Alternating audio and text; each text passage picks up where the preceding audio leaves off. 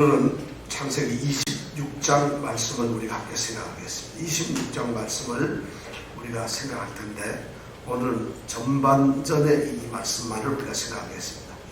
다 같이 1절에서 6절 말씀까지 우리가 함께 봉독하겠습니다. 1절부터 6절까지 함께 읽겠습니다. 아브라함 때에 첫 흉년이 들었더니 그 땅에 또 흉년이 들매 이삭이 그랄로 가서 블레셋 왕 아비멜렉에게 이르렀더니 여호와께서 이삭에게 나타나 가라사대 애굽으로 내려가지 말고 내가 내게 지시하는 땅에 거하라. 이 땅에 거하면 내가 너와 함께 있어 내게 복을 주고 내가 이 모든 땅을 너와 내 자손에게 주리라. 내가 내 아비 아브라함에게 맹세한 것을 이루어 내 자손을 하늘의 별과 같이 번성케 하며 이 모든 땅을 내 자손에게 주리니 내 자손을 인하여 천하 만민이 복을 받으리라.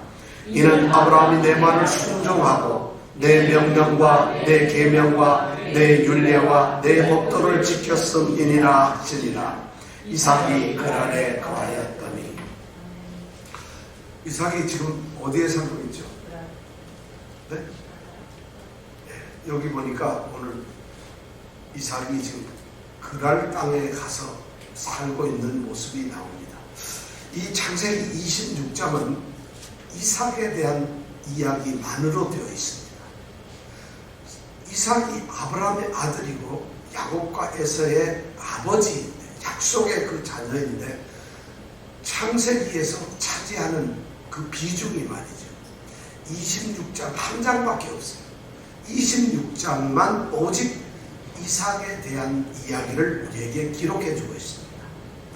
그래서 성경학자들이 이삭이 도대체 무슨 일을 하며 살았어요? 이삭의 생애가, 이삭의 전체의 그 일생의 삶이 어떤 업적을 남겼고 어떤 일을 했는가? 이 사람들이 궁금하게 생각했습니다. 그래서 이삭이 무슨 일을 했는가? 했는데 아주 중요한 두 가지를 발견했어요. 이삭이 했던 일.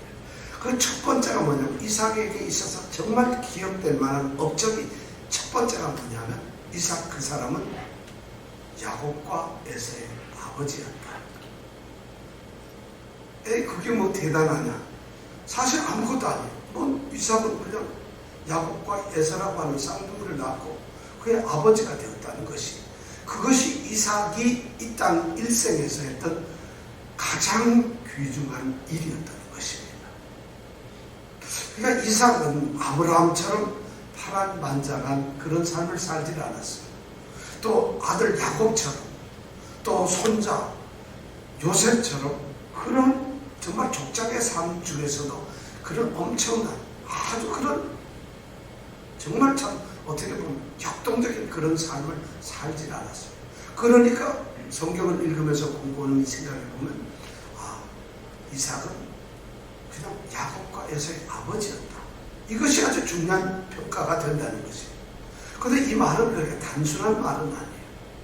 하나님께서 아브라함을 선택하셨어요. 그리고 그 아브라함을 선택해서 아브라함을 통해서 하나님의 역사를 이루려고 하는 거예요. 그 아브라함의 그 선택을 이어주는 징검다리가 누구냐? 약속의 자녀 이삭이라는 것이에요. 이삭이 바로 그 중간이에요. 근데 이삭은 그리고 나서 아브라함과 그 아브라함의 약속을 야곱에게로, 그리고 요셉에게로, 그리고는 예수 그리스도 우리까지 오는 이러한 역사를 이어주는 역할, 바로 그것이 이삭이 하고 있다는 거죠. 그러니까 이삭은 야곱과 에서 두 형제를 낳아서 하나님의 뜻 안에서 잘 키우는 것이죠. 그래서 하나님의 약속이 절대 단절되지 않고 하나님의 뜻이 무너지지 않고 그 아들을 통해서 하나님의 그 언약의 세계가 그대로 이루어지는 일을 하는 것. 이것이 이삭에게 주어진 가장 큰 일입니다. 그러니까 우리도 자녀들 키우는 거를 여러분 누구 애 없는 사람, 애 안 키우는 사람 뭐지 이런 말씀 하시지 말고 굉장히 중요한 일이에요. 그런 일을 해야 돼요. 그 다음에 두 번째 이삭이 했던 아주 중요한 일은 오늘 말씀 다음 주에 우리가 생각할 텐데 우물 판 거예요. 그 우물 판 것이 굉장히 아주 이삭의 굉장히 큰 일입니다. 이삭은 말이죠. 하나님으로부터 엄청난 축복을 받아서 거부가 돼요. 그리고 하나님의 축복 속에서 살아요. 약속의 자녀니까 당연한 것이죠. 그렇게 거부가 된다는 얘기는 이 당시에는 무슨 일을 하느냐면 종도 많고 양, 소, 가축들이 많아요. 그럼 그것을 키울 수 있는 뭐가 물이 필요해요. 그러니까 우물이 필요하니까 우물을 끊임없이 팝니다. 아버지 아브라함이 파놓았던 우물도 다시 파고 또 자기가 새로운 우물도 팝니다. 그런데 우물을 파기만 하면은 주변 사람들이 와서 시비를 걸고 우물을 덮어버리고 메워버리고 뺏고 그럽니다. 그럼 이삭은 아브라함처럼 자기 가시를 내리고 싸우는 것이 아니라 그럼 또 쫓겨가서 딴 데로 갑니다. 그래서 또 우물을 팝니다. 아마 이삭만큼 우물을 잘 판 사람, 요즘에 이삭이 오면 광맥을 잘 찾는 아주 훌륭한 마이너 골드가 될 수 있는 이런 사람일지도 모르겠어요. 아주 이삭은 우물을 잘 판. 이 두 가지 일이 이삭이 했던 아주 위대한 일 중에 그 기록된 것입니다. 그런데 26장은 바로 그 이삭의 이 두 가지 일 중에 하나인 바로 자신의 이야기를 지금 이제 기록해 두고 있습니다. 자, 26장에 보니까 처음에 뭐냐면은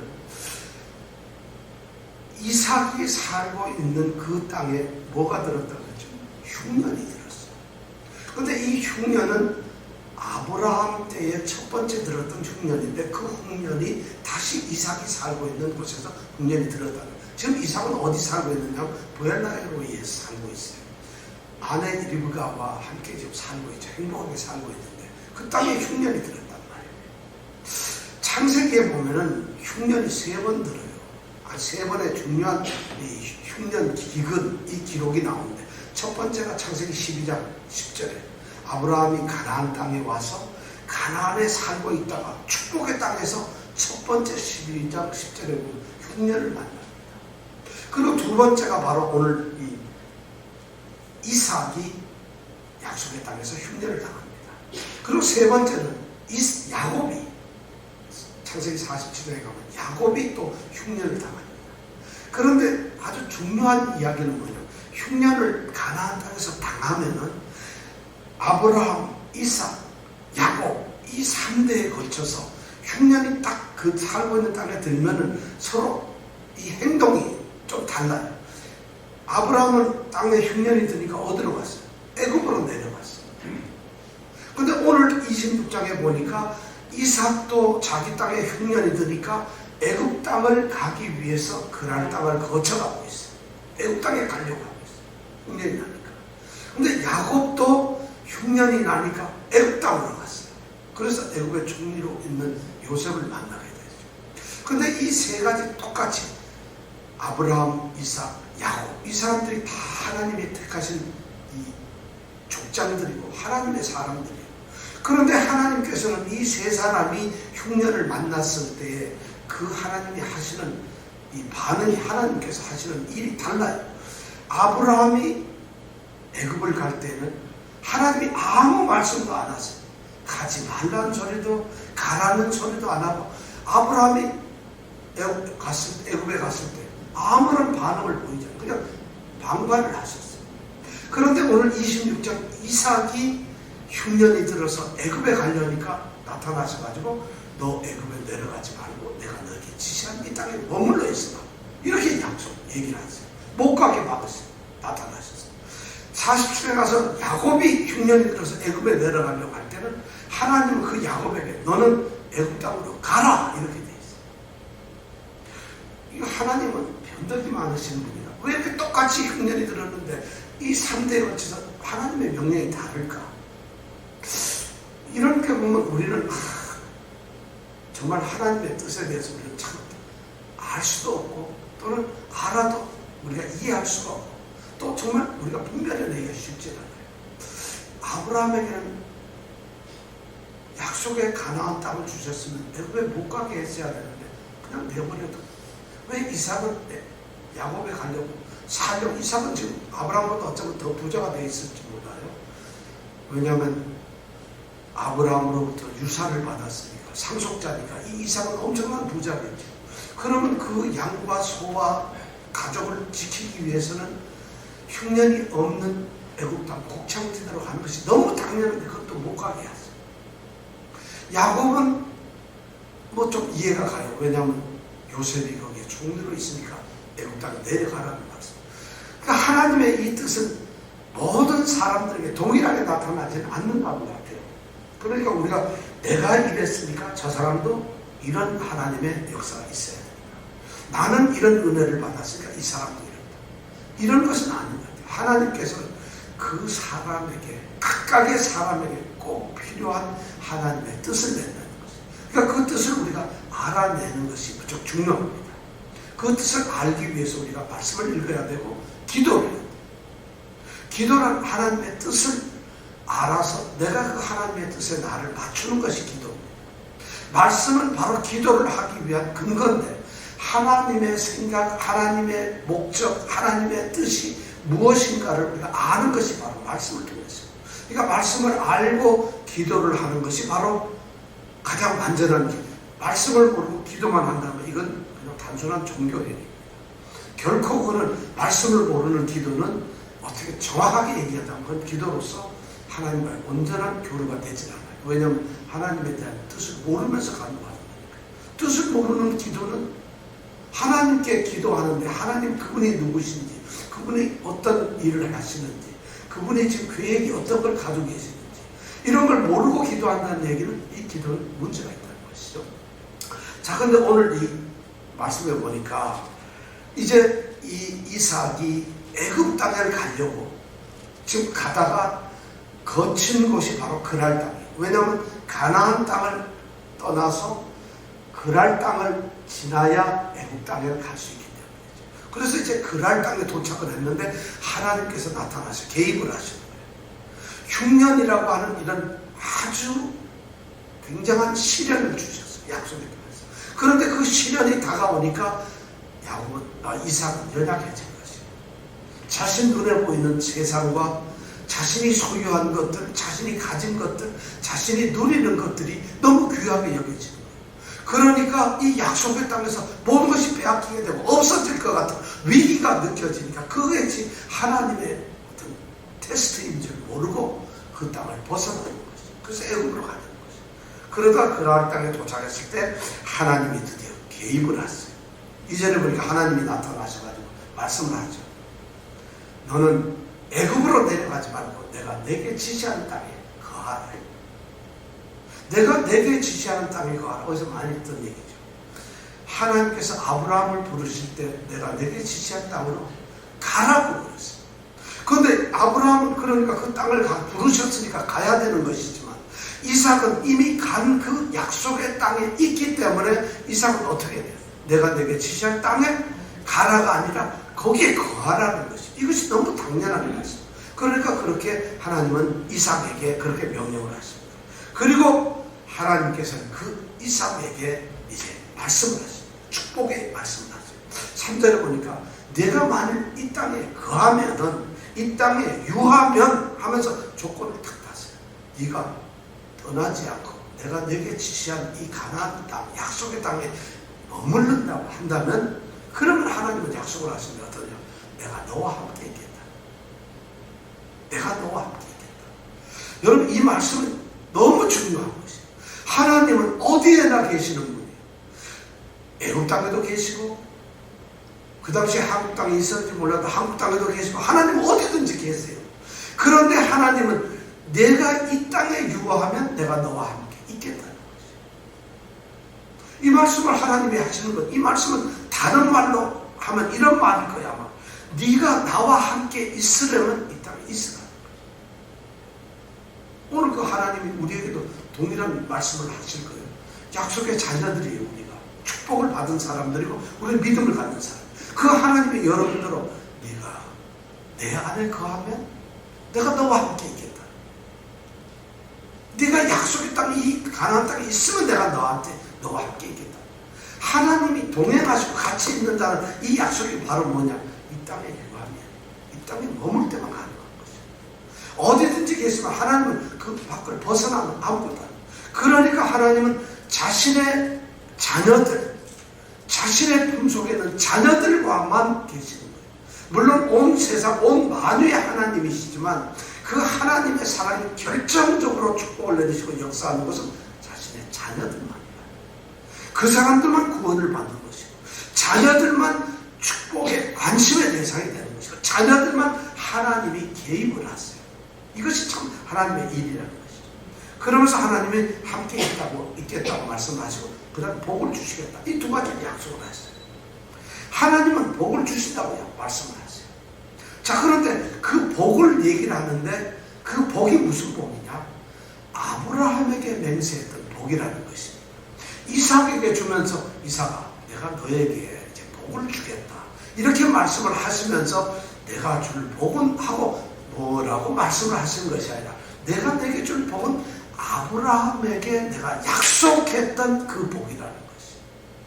왜 아브라함에게 약속했던 복일까? 하나님은 약속의 자녀들은 시대를 초월해서 어느 때든지 하나님께서 누구에게든지 그 자손 대대로 축복을 하신다는 것이죠. 그것도 약속한 그 약속대로 대대로 자손들에게 복을 주신다는 거예요.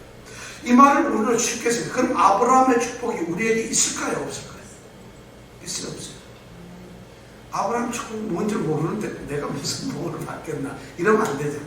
왜냐하면 우리는 아브라함의 자손들이잖아요. 믿음의 자손들. 그럼 아브라함에게 하셨던 하나님의 약속은 이삭에게 똑같이 그런 아브라함에게 내가 약속했던 그 복을 주겠다면 이삭도 나중에 하나님께서는 그 복을 위임을 하세요. 그래가지고 이삭이 야곱에게 축복을 합니다. 또 야곱은 아들 요셉에게 12아들에게 축복을 해요. 이렇게 대를 이어서 하나님은 약속된 이 약속을 변치 않고 나갔어요. 그러면서 하나님이 약속하신 게 세 가지가 나오는데 4절에 보니까 땅의 축복. 하나님이 아브라함에게 하셨던 축복 딱 세 가지. 첫째 무슨 축복이요? 첫째가 뭐라고? 땅의 축복. 이 땅을 내게 주겠다. 두 번째 약속. 내 자식에 주겠다. 하늘의 별같이 자식을 낳게 해주겠다. 자손의 축복. 세 번째가 너를 통해서 온 열방이 축복을 받게 해주겠다. 이것이 하나님이 주시는 세 가지 약속. 그것이 하나님의 축복. 우리가 기억할 것은 바로 이 세 가지. 자, 무슨 축복? 땅의 축복. 또 하나? 자손의 축복. 또 하나? 그렇지. 천하 만민이 누구 때문에 복을 받아? 이삭 때문에? 아브라함 때문에? 나 때문에 복을 받아. 내 자손을 인하여 이렇게 돼 있잖아. 그죠? 그렇지 않나요? 내 자손을 인하여 이렇게 되지 않아있나요? 4절에 그렇죠. 내 자손을 인하여 천하 만민이 복을 받으리라. 그러니까 누구 때문에 천하 만민이 복을 받나요? 끔찍이다. 나 때문에 복을 받는데 천하 만민들이 그 말 믿어주세요. 우리 집사님들 때문에 복을 받아요. 옆집 아저씨가, 거래선 아저씨가 세상에 복을 받아요. 땅의 축복이란 뭐예요? 하나님의 선택된 사람은 기업이 있다는 것이에요. 그들에게 그럼 이 땅은 우리에게 뭘까요? 기업, 바로 천국이에요. 우리가 소망 살 수 있는 땅이라는 거주하고 사는 곳이다. 우리가 믿는 사람에게 뭐가 있다? 천국이. 땅의 약속은 천국이 있다. 그 다음에 이 뭐냐면 이 자손의 약속. 하나님을 믿는 사람은 그 자손이 창대하게 돼. 이 자손의 창대는 뭐예요? 세상에 믿음의 사람들이 우리가 복음을 전하면서 믿음의 사람들을 통해서 엄청나게 하나님의 나라가 세워진다는 이런 약속이 우리를 통해서. 그 다음에 세 번째가 뭐냐? 우리에게 삶이 우리를 통해서 자손을 통해서 천하 만민이 복을 받아요. 그러니까 우리는 세상에 뭐가 돼? 빛이나 소금이 된다. 아주 중요한 역할. 우리에게 사명을 주십니다. 바로 이 세 가지가 하나님이 우리에게 주시는 축복이에요. 땅, 자손, 천하 만민 축복. 이 세 가지 축복을 하나님이 이삭에게 약속을 합니다. 이 땅에 유하면은 내가 너와 함께 있고 너에게 복을 줄 텐데 바로 그 복이 뭐냐? 아브라함과 내가 약속했던 그 세 가지를 주겠다는 거예요. 여러분 우리도 그 복을 받길 원합니다. 난 땅은 필요 없고요. 집만 좀 있으면 되겠어요.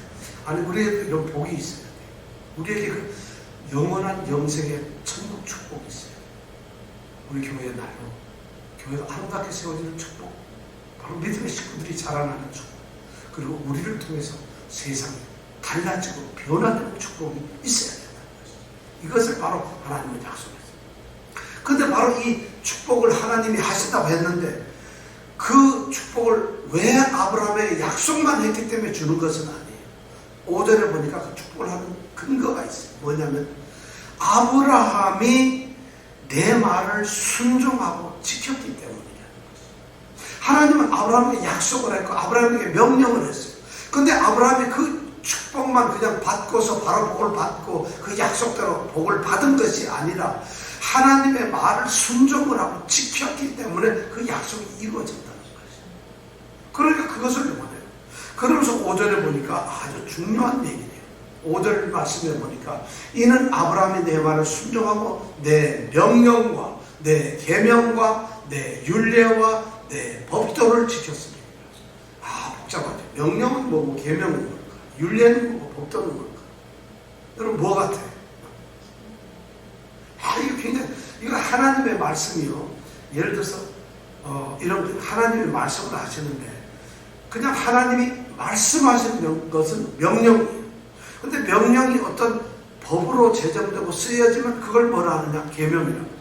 그 계명이 좀 체계를 잡고서 그런 어떤 하나님의 그 숨어있는 뜻이 드러나는 그건 율례라고 그러고, 법도는 뭐냐면 십계명이나 모세오경, 창세기부터 신명기까지 말하는 그 5개의 성경을 우리는 법도라고 그래요. 그러면 아브라함 시절에는 여러분 신명기, 여호수아가 신명기가 있었을까요? 없었어요. 왜냐하면 신명기는 모세가 쓴 거예요. 그럼 모세가 썼다면은 모세 시대 거니까 아브라함 시대보다도 장만치 한 600년 후의 얘기예요. 그런데 이미 하나님께서는 여기에서 아브라함이 모세에게 줄 수 있는 그 도덕적인 법, 하나님의 규칙을 다 지켜야 돼요. 명령, 계명, 규례, 법도, 율례 이런 걸 다 지켰다. 왜 이런 말을 하나님은 하실까? 실제로 아브라함에게는 말씀만 하셨어요. 기록된 어떤 법을 준 적이 없어요. 계명을, 십계명을 주신 적도 없어요. 그런데 하나님은 이렇게 말씀, 아브라함이 그걸 다 지켰다는 거죠. 그럼 하나님은 우리 몰래 아브라함에게 살짝 십계명을 주신 걸까? 그런 건 아니에요. 이렇게 말을 성경이 이렇게 기록을 하는 거예요. 아브라함은 이미 하나님께서 말씀을 하시는 그 하나님의 뜻을 다 알고 있는 거예요. 율법에 나중에 모세를 통해서 시내산 율법에 기록된 그 모든 것을 아브라함은 하나님의 말씀을 들어서 이미 다 알고 있는 거죠. 그래서 그것을 지키고 있는 거예요. 그러니까 하나님은 아브라함이 철저하게 율법, 하나님의 말씀을 잘 지켰다는 것을 이렇게 말씀을 하고 있는 거죠. 그러니까 아브라함 이 사람은 사실 기록된 성경을 가지지 않았지만, 기록된 하나님의 어떤 규례를 가지지 않았지만 하나님의 말씀을 철저하게 다 지켰다는 거죠. 그렇게 해가지고 하나님이 약속을 하고 하니까 이삭이 어디에 가게 돼요? 6절에 보니까 그랄에 애굽을 가려다가 어디서? 그랄 땅에 딱 머물러가지고 살고 있다. 그랄 땅, 여러분 기억나세요? 누가 살았어요? 그랄 땅에는 왕이 다스리고 있어요. 그 왕이 누구죠? 네, 블레셋 왕인데 이름이 뭐예요? 네, 이름이 아비멜렉이 아니라 왕의 칭호가 아비멜렉이에요. 그러면 애굽의 왕은 뭐라 그런다 했죠? 뭐요? 바로? 네, 바로. 좋았어요. 바로. 그러면 예루살렘의 왕은 멜기세덱. 네. 그러면 블레셋의 왕은 아비멜렉. 이렇게 이름이 이제 이거는 왕의 칭호가 나타나요. 조선시대의 왕의 칭호는 뭐였어요? 임금. 조선시대 때는 황제라는 말을 못 썼어요. 우리나라 조선시대 왕들은 자신을 황제라고 하지 못했어요. 황제는 오직 중국에 있는 명나라 왕만 황제예요. 우리나라 조선의 세종대왕이 이 황제가 이랬다가는 그냥 단칼에 나가버려요. 그렇게 우리나라가 살았다는 것이죠. 지금 여기서 왕의 칭호가 이렇게 나오는데 지금 26장에 보면 아브라함은 그랄 땅에서 26장은 지금 이삭이 그랄 땅에 머물렀는데 창세기 20장인가 보면 아브라함도 역시 그랄 땅에 살아요. 왜냐하면 부엘세바 살다 헤브론 살다 아브라함은 이사를 많이 다녔는데 그 중에 하나가 바로 이 아비멜렉이라고 하는 왕을 만나는 그랄 땅에서 살고 있어요. 지금 이 말씀 그랄 땅에 머물렀다 하는 이 얘기를 딱 들으면은 너무 아브라함과 이 이삭이 너무 공통되는 일이 많아요. 오늘 우리가 1절부터 6절까지 이렇게 쭉 보면은 아브라함에게 있었던 사건이 이삭에게도 유사하게 비슷하게 계속 반복이 되고 있어요. 역사는 흐르지만 반복이 되는 것 같아요. 아브라함이 살던 시절에 흉년이 들었는데 이삭 때도 또 흉년이 들었어요. 그래서 아브라함을 부르실 때 하나님은 내가 내게 지시할 땅을 가라고 축복을 하셨는데 똑같이 여기에서는 하나님은 내가 내게 지시할 땅에 머물라고 거하라고 하면서 똑같이 축복을 해주셨어요. 요 뒤에서 7절부터 우리가 읽어보면 그랄 땅에 가가지고 아브라함이 자기 아내 사라를 여동생이라고 속이는데 지금 7절부터 1절까지 가보면 역시 또 이삭이 자기 아내 리브가를 여동생이라고 또 속여요. 야, 이 부자가 아주 자전 요렇게 거짓말쟁일 수가 없어요. 아주 사기기가 아주 너무한 사람이에요. 그래서 성경학자들은 이런 얘기를 했어요. 이렇게 기록된 것은 괜히 아브라함에게 있었던 얘기를 이삭에게도 있었던 것처럼 잘못 쓴 것이다. 그런 성경학자들이 있기 때문에 골치 아픈 거예요. 성경에 있는 말씀을 그대로 안 믿고 자기가 뭘 발견해낸다고 엉뚱한 소리를 하고 있다. 그런 사람들이 많아요, 성경학자들 중에. 그런데 성경에 보면 똑같은 얘기를 두 번 쓰고 있어요. 아브라함에게도 있었던 일이 이삭에게도 있었다는 거죠. 그럼 왜 이런 이야기가 반복되게 그런 사건을 반복된 일이 일어나고 있을까요? 왜 성경은 이렇게 반복된 일을 이렇게 쓰고 있을까? 그 이유가 뭘까요? 왜 쓰는? 어쩌면 이렇게 잡았어요. 저는 이런 생각이 들어요. 아브라함이 이삭을 낳았었죠. 그리고 근데 벌써 이 모리아 산에서 죽을 뻔했잖아요. 제물로 바쳐질 뻔했잖아요. 근데 살아났죠. 그러니까 하나님이 예비하신 수양을 갖다가 제물로 바치면서 하나님이 막 아브라함에게 축복하는 그 말씀을 이삭은 들었어요. 그러니까 하나님이 아브라함에게 축복한 것을 이삭은 다 알고 있어요. 그리고 그 아브라함이 살아왔던 과정에 대해서 이삭은 아마 신앙의 전수를 받기 위해서 많은 얘기를 들었을 거예요. 그럼 이삭은 아브라함으로부터 아브라함의 생애에 대해서 모든 것을 다 듣고 있어요. 그럼 아브라함이 이삭에게 얘기할 때 좋은 것만 얘기했어요. 아버지가 훌륭한 점만. 어쩌면 아브라함은 뭐냐면 가르쳐야 되고 약속의 자녀니까 가르쳐야 되니까 자신이 실패했던 것들, 잘못했던 것도 얘기를 할 수가 있어요. 내가 말이야 그랄 땅에 갔을 때 네 엄마 때문에 내가 아주 큰 실수를 했다. 네 엄마가 좀 예쁘냐. 그래서 내가 거기 가가지고 네 엄마 때문에 내가 죽을까봐 여동생이라고 속인 적이 있었지. 뭐 아마 그런 얘기를 했을 거예요. 그런데 하나님이 나를 축복해서 말이야 네 엄마도 살리고 나도 살리고 엄청난 은금 재물을 줬어요. 그래서 거기서 살았단다. 야, 하나님은 그렇게 도우시는데요. 아마 그렇게 얘기를 했을지. 그러니까 이삭이 지금 그랄 땅에 머물러 가지고 지금 있어요. 그런데 이런 걸 왜 하냐? 왜 이런 반복된 이야기를 지금 사건이 동일한 이런 유사한 사건을 기록하느냐? 두 가지 중요한 의미가 있어요. 하나는 뭐냐면 이제 아브라함의 하나님께서는 이삭의 하나님이 되셨다는 것이에요. 아브라함의 하나님으로서 아브라함에서 끝난 것이 아니라 그 아들 이삭에게도 동일하신 하나님이라는 것을 우리에게 이야기해 주기 위해서 똑같은 사건 속에서 똑같은 하나님이 역사를 하신다. 같은 하나님이 일을 하신다. 그러면서 하나님께서는 이러한 동일한 유사한 사건을 통해서 하나님께서는 그들에게 똑같은 교훈을 주고 싶어 하셨어요. 똑같은 가르침을 주고 하셨어요. 왜 그러냐? 인간은 연약해요. 약속의 아들이고 부름을 받은 하나님의 약속의 주인공인 이 아버지와 아들이 인간의 연약함 때문에 똑같이 잘못을 저질러요. 여러분 약속의 자녀는 잘못 안 저지르는 게 아니에요. 교회 나오는 목사, 교회 다니는 말씀을 전하는 목사가 잘못을 안 저지르는 것이 아니죠. 우리 직분자의 성도들은 똑같아요.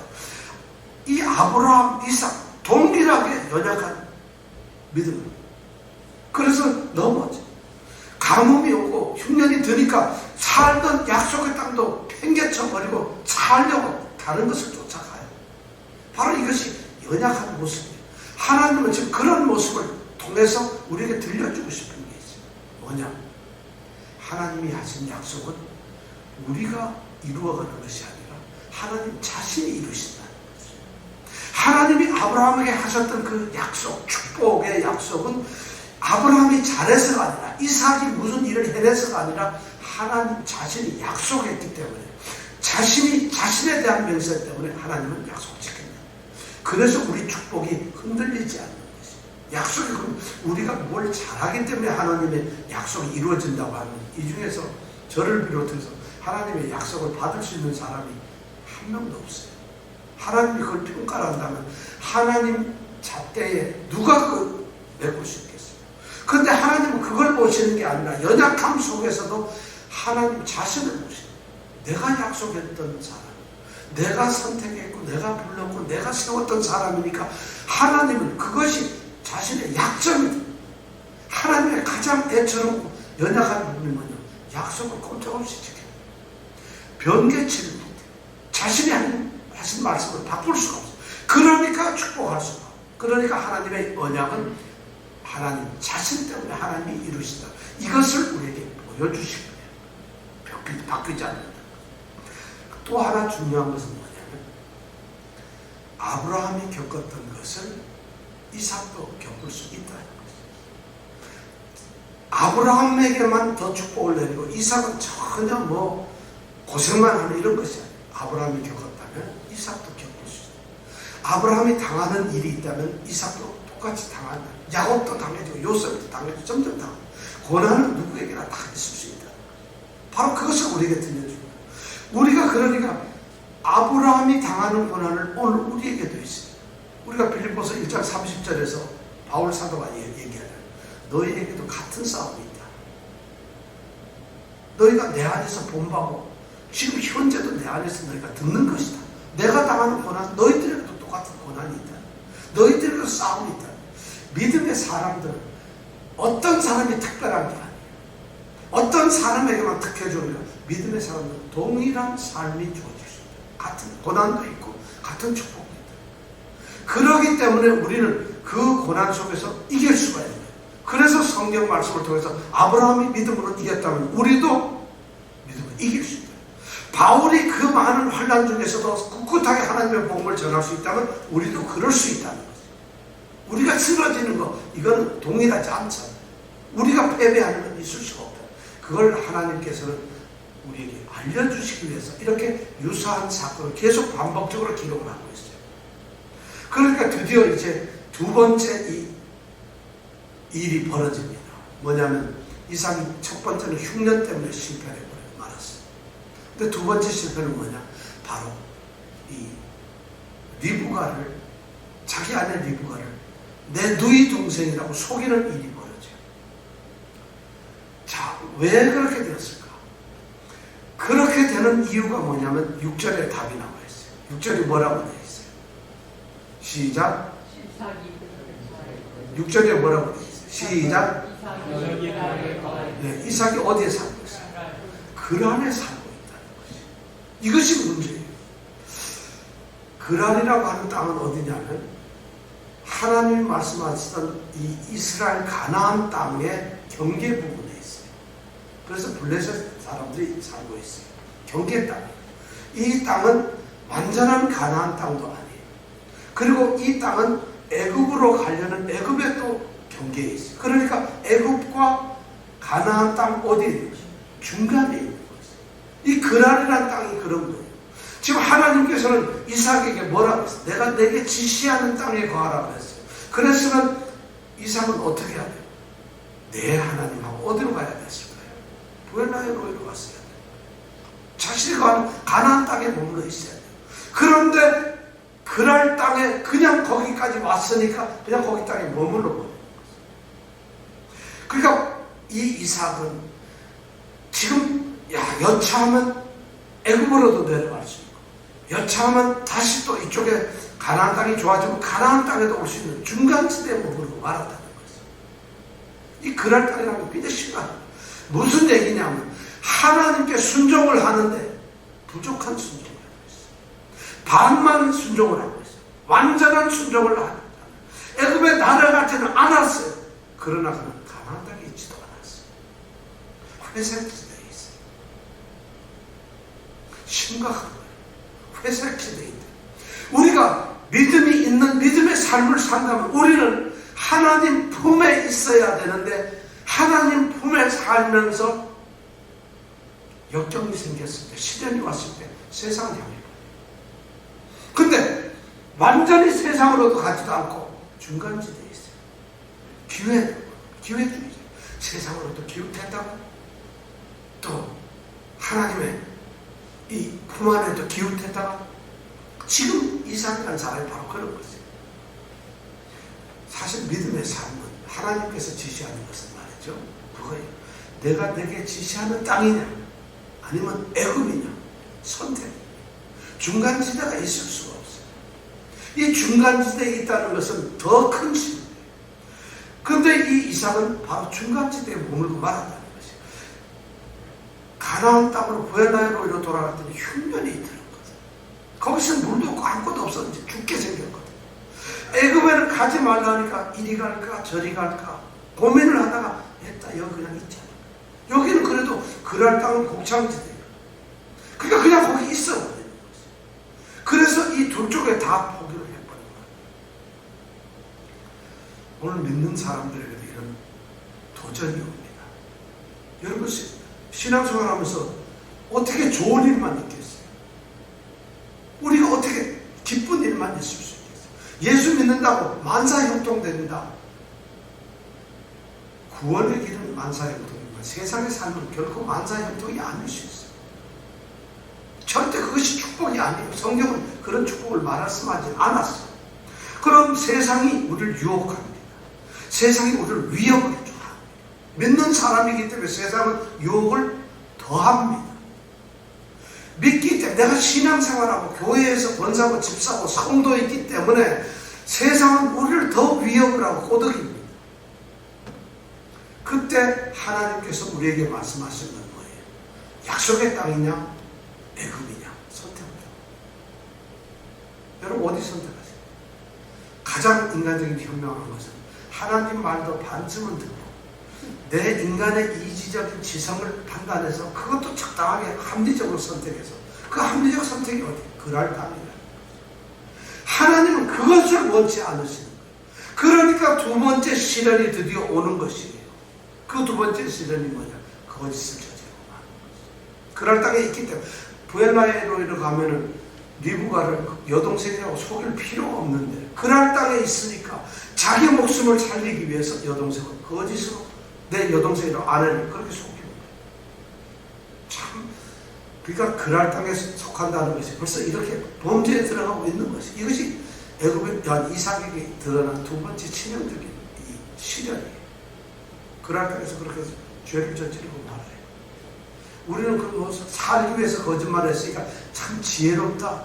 아니 그런 것이 아니에요. 리브가가 누구예요? 약속에 의해서 세워진 아내예요. 이삭이 누구예요? 약속에 의해서 태어난 아들이에요. 이 두 사람이 부부가 된 건 뭘까요? 약속의 자손을 낳기 위한 부부가 된 사람들이에요. 그들을 어떻게 거짓말을 할 수가 있어요? 어떻게 그것을 속일 수가 있어요?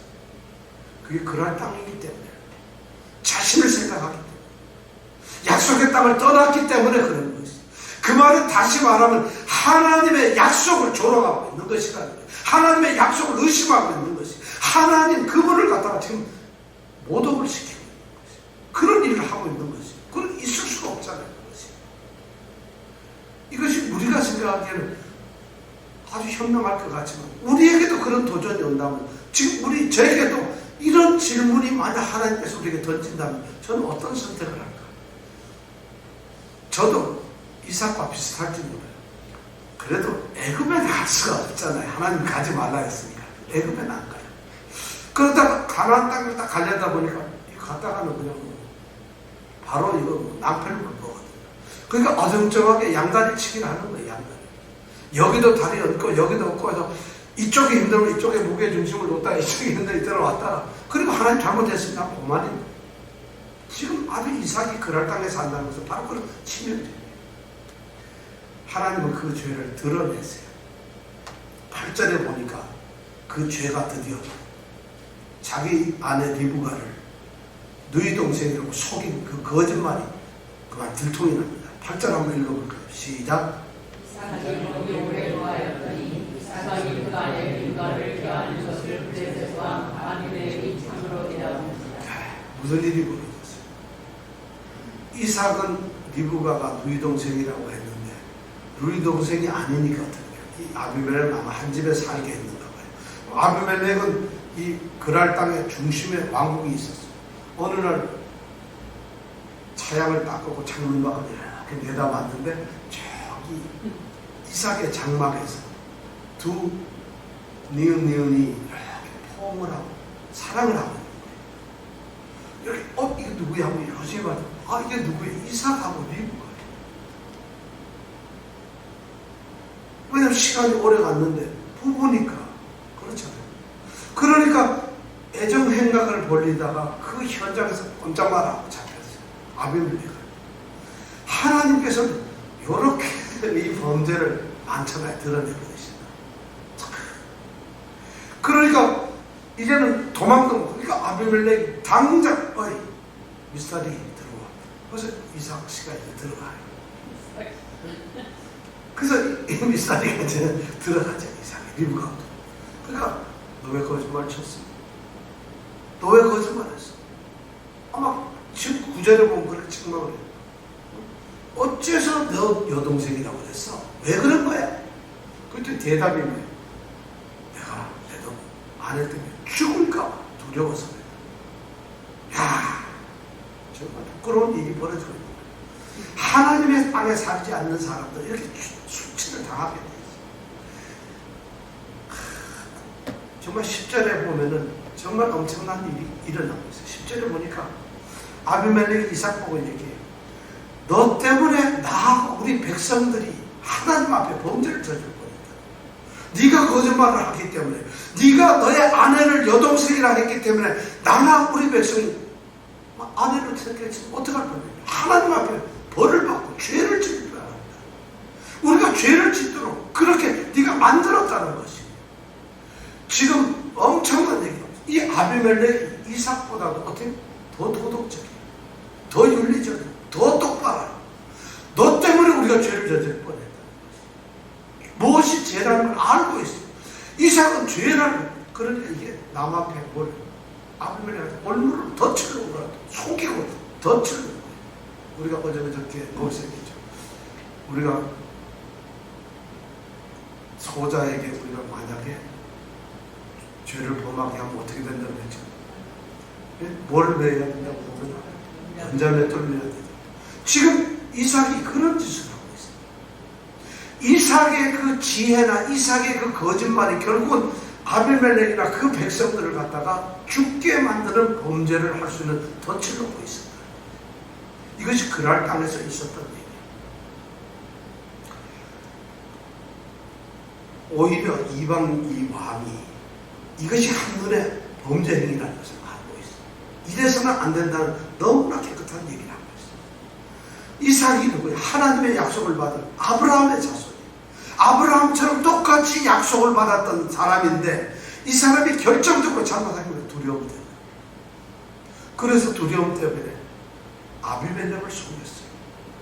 결국엔 무슨, 아비멜렉을 속였지만 결국엔 무슨, 하나님의 약속, 하나님의 그 축복을 갖다가 가볍게 여겨요. 두려움 때문에, 거짓말 때문에. 그 하나님의 약속에 대한 우리가 만약에 성숙된 믿음을 가지고 있다면 우리는 모든 의심, 두려움을 없애버려요. 하나님이 약속하시고 하나님이 축복한 그 약속을 만약 믿는 굳센 믿음이 있다면 우리에게 의심이 있을 수가 없어요. 두려움도 있을 수가 없어요. 그런데 만약 두려움이 들어갔다면, 만약 우리가 의심이 생겼다고 한다면 그것은 결국 하나님의 약속을 아무것도 아닌 것처럼 생겨요. 그리고는 결국에는 하나님을 모독시켜버려요. 이방인에 의해서 이방인에 의해서 이방인이 이 하나님의 자녀인 약속의 자녀인 이삭에게 비방과 질책을 한다. 그래서 약속의 자녀가 정말 수치스럽게 거짓말을 범죄자를 들통에 나버려요. 그리고 부끄러움을 당합니다. 이런 일이 지금 벌어지고 있다는 거죠. 자, 그 이삭의 모습을 우리가 이런 그랄 땅에 거하는 모습을 보면서 하나님의 품을 떠난 자들이 하나님의 그 약속의 그것을 가볍게 여긴 자들에게 주어지는 엄청난 일을 우리는 여기서 보게 됩니다. 우리 믿는 사람들이 세상 사람들의 손가락질을 받고 있어요. 세상 사람들에게 우리가 비난을 받고 조롱을 당하고 있어요. 저도 그런 것을 두려워합니다. 여러분들 다 두려워하시죠. 그런 일이 없는 것이 아니에요. 오늘날 교회를 향해서 욕을 하고 비난을 하는 것이 아니라 교회가 세상으로부터 비난을 받아요. 그리스도인들이 비그리스도인들에 의해서 손가락질을 받고 있어요. 하나님의 택하신 자녀들이 주일날마다 가서 하나님을 찬양하고 경배하고 예배하고 하나님을 섬긴다는 사람들이 하나님을 모르는 자들한테서 손가락질을 받고 있어요. 그래도 우리는 아무렇지도 않게 생각해요. 부끄럽지도 않고 아무렇지도 않아요. 정말 참 무서운 일이 벌어지고 있는 것이죠. 왜냐하면 하나님 품을 떠났기 때문에. 하나님의 명령에서 우리가 벗어났기 때문에. 우리가 있어야 될 가나안이 안에 있고 우리가 얽히려 있었기 때문에 세상은 그걸 알고 있어요. 놀랍게도 하나님은 세상을 통해서 그들에게 지적을 합니다. 그럼 하나님의 사랑은 어떻게 될까요? 그럼 하나님은 그 사람에게 사랑이 쏟아질까요? 그런데 놀랍게도 11절에 보면 오히려 바로 이 이방인의 왕을 통해서 전혀 하나님의 축복의 대상이 아닌 이방인을 통해서 약속의 사람을 지키시는 하나님을 보게 됩니다. 하나님께서 이 아비멜렉을 통해서 아비멜렉이 아주 굉장히 중요한 법령을 공포하게 만듭니다. 이 두 남녀를 타치하는 인간에게는 죽음을 선사하는 것이다. 절대 건들지 말라. 이들을 보호해야 된다. 이 아비멜렉이 법률을 제정해서 그래서 아무도 그를 건들지 못하게 아비멜렉이 오히려 보호를 시켜요. 이것이 하나님의 은혜다. 그가 약속의 자녀이기 때문에 하나님의 약속이기 때문에 그는 지켜지고 있어요. 그렇지 않으면 그는 지켜줄 수가 없어요. 그는 도저히 있을 수가 없는 일을 이루는 겁니다. 하나님은 우리 약속의 자녀들을 그렇게 지키세요. 여러분 이것을 우리가 기억을 해야 됩니다. 바로 우리가 약속의 자녀이기 때문에 우리는 하나님의 사랑에서 아무도 끊을 수가 없습니다. 그러면 우리는 끊을 수가 없기 때문에 그 백 믿고 마음대로 해야 되나요? 그것을 우리에게 지금 들려주시는 그 약속이나 그 말씀을 지키지 않은 자들이 당하는 부끄러움을 이 말씀은 우리에게 들려주고 있어요. 이삭이 바로 하나님의 명령 내가 내게 지시하는 땅에 머물라고 하는 이 말씀을 어겼습니다. 약속의 땅에 있어야 되는데 흉년 때문에 떠나니까 머물라고 하는데 그 땅이 아닌 그랄 땅에 머물게 되니까 하나님은 수치를 주십니다. 그러나 하나님께서는 그 사람을 거두시지는 않았어요. 하나님은 지키세요. 하나님의 택하신 자들은 하나님 축복을 하신다는 것을 오늘 우리에게 들려줍니다. 자, 우리가 이 말씀을 통해서 우리가 생각합니다. 11절까지 말씀을 통해서 여러분들은 하나님께 어떤 도전을 받습니까? 하나님이 여러분들에게 수많은 말씀을 하시고 계세요. 우리가 선택받았어요. 여기서 다 우리 하나님 자녀로 부름을 받았어요. 저는 여러분들이 교회 나오는 사람이라 이런 생각을 씻어버리길 바라요. 우리는 교회 나오는 사람들이 아니에요. 그게 뭐 교회 나오는 게 지나가는 사람도 교회 나올 수 있어요. 우리에게 중요한 것은 우리는 하나님의 부름을 받은 사람, 하나님 앞에 뽑힌 사람, 하나님이 미리 정해놓고 우리를 불러서 하나님의 자녀로 삼은 거예요. 이미 하나님은 우리를 처음부터 금덩어리로 만들어놓고 캐내가지고 우리를 부르신 거예요. 그럴 때 우리는 바뀌어줄 수 없는 하나님의 자녀. 그럼 우리는 하나님의 자녀답게 살아야 돼요. 그럼에도 하나님은 우리가 그렇게 안 하고 넘어질 때도 쓰러질 때도 하나님은 우리를 붙드세요. 왜냐하면 우리 하나님의 자녀니까. 하나님이 우리를 부르셨습니다. 그렇다면 우리가 가장 중요한 건 뭘까요? 우리가 하나님이 택하신 자라는 우리가 하나님의 성도라는 것. 이것이 가장 중요한 거지. 근데 우리는 그걸 모르기 때문에 교회 다니는 사람이기 때문에 교회 안 나가면 괜히 힘들어지고 교회 다니는 것 자체가 가는 것도 힘들어지고 그러니까 교회 안에서조차도 싸우게 돼요. 하나님의 택하신 자녀가 된다면 그런 일은 있을 수가 없어요. 하나님의 택하신 자녀가 된다면 그런 의식을 가지고 어느 직장, 어느 자리에 서 있다 할지라도 우리는 우리 자신에 대한 분명한 확신을 가질 수 있어요. 정말 그런 삶. 우리는 절대로 그날 땅에 있어도 우리는 하나님께서 우리를 지키신다는 거죠. 오늘 이 축복이 우리의 있기를 바랍니다.